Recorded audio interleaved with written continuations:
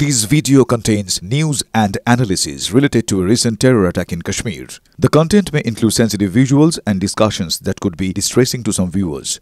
Viewer discretion is advised. We strongly condemn all forms of violence and terrorism. The purpose of the content is solely to inform and create awareness based on verified reports. Top quality और consistent performance के लिए सिर्फ silver pump नाम याद रखना। সোমবার প্রধানমন্ত্রীর সঙ্গে বৈঠক করেন প্রতিরক্ষা মন্ত্রী। মোদি ও রাজনাথের বৈঠক ছিল 30 মিনিটের। রবিবার আরও একটা 30 মিনিটের বৈঠক হয়েছিল। Chief of defence staff Anil চৌহানের সঙ্গে বৈঠক করেন প্রতিরক্ষা মন্ত্রী। জোড়া 30 মিনিটের বৈঠকেই কি পাকিস্তানের প্রাণ পাখি উড়ে গেল? কেন? দেখুন। हम बचा देगा। उसने उसको गोली मार दी। यहाँ पे उसने बोला कि ये शायद मुस्लिम नहीं है, उसने उसको गोली मार दी। I say to the whole world,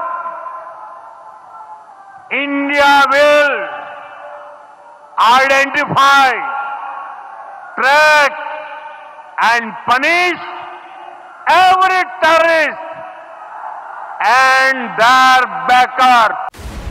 সেদিন বিহারের মাটিতে দাঁড়িয়ে বার্তা গোটা বিশ্বকে, আর রবিবার मन की बातें। मैं पीड़ित परिवारों को फिर भरोसा देता हूं, उन्हें न्याय मिलेगा, न्याय मिलकर रहेगा। इस हमले के दोषियों और साजिश रचने वालों को कठोरतम जवाब दिया जाएगा। খুঁজে খুঁজে সন্ত্রাসবাদীদের নিকেশ। এই আবহেই রবিবার রাজনাথ সিং এর সঙ্গে দেখা করেন chief of defence staff Anil Chauhan. দুজনের মধ্যে 30 মিনিট বৈঠক হয়। প্রতিরক্ষা মন্ত্রীকে গুরুত্বপূর্ণ বিষয়ে ব্রিফ করেন চিফ অফ ডিফেন্স স্টাফ। একদিন পর সোমবার প্রধানমন্ত্রীর বাসভবনে প্রতিরক্ষা মন্ত্রী মোদির সঙ্গে প্রায় 30 মিনিট বৈঠকে রাজনাথ। বৈঠকে শুধু পাকিস্তান নিয়েই আলোচনা হয়, তবে আনুষ্ঠানিকভাবে এই বৈঠক নিয়ে কিছু বলা হয়নি। ইতিমধ্যেই মোদি সরকার পাশে পেয়েছে বিরোধীদেরও। দেশ একজোট। আর সোমবার পাকিস্তানকে কড়া হুঁশিয়ারি জম্মু কাশ্মীরের প্রাক্তন মুখ্যমন্ত্রী ও ন্যাশনাল কনফারেন্সের নেতা ফারুক আব্দুল্লাহর।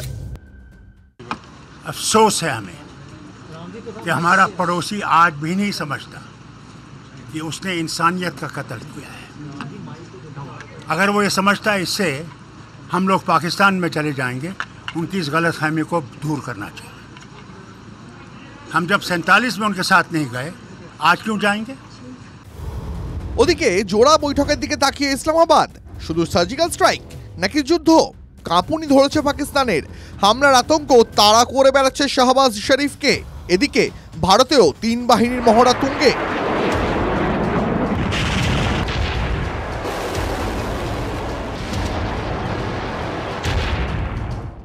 সতর্ক কারগিল। প্রতিকূল আবহাওয়ার মধ্যেও নিজেদের দায়িত্বে অবিচল ভারতীয় সেনা। পাক বাহিনীর ওপর সেনা দৃষ্টি জওয়ানদের। দূর দূরান্ত পর্যন্ত যেদিকে চোখ যাচ্ছে সাদা বরফে ঢাকা রয়েছে, আর ঠিক এই জায়গাতেও প্রতি মুহূর্তে সেন দৃষ্টিতে নজর রাখছে ভারতীয় সেনা। দায়িত্বশীলতার কারণেই কোথায় ভারতীয় সেনা ছাউনি রয়েছে, কোথায় ভারতের বাংকার রয়েছে, কোথা থেকে ভারতীয় সেনাবাহিনী নজর রাখছে তা আমরা কোনোভাবেই দেখাবো না। কিন্তু যে বিষয়টি এই মুহূর্তে স্পষ্ট, যে জায়গায় আমরা দাঁড়িয়ে রয়েছি, আমাদের হাতের ডান দিকের যে পাহাড়, সেই পাহাড় থেকে কিছুটা এগিয়ে গেলে পরে তারপরে রয়েছে এলওসি, এবং স্বাভাবিকভাবেই এই জায়গা অত্যন্ত সংবেদনশীল। সেই কারণে এখানেও প্রতি মুহূর্তে সেনাবাহিনী নজর রাখছে, এবং সেনাবাহিনীর তরফ থেকে স্পষ্ট জানানো হচ্ছে যদি কোনোভাবে আবারও কারগিলের মতো ভুল পাকিস্তান করে, এক পাও তারা এগোনোর চেষ্টা করে, যোগ্য জবাব দেওয়ার জন্য পুরোপুরিভাবে তৈরি রয়েছে ভারতীয় সেনা।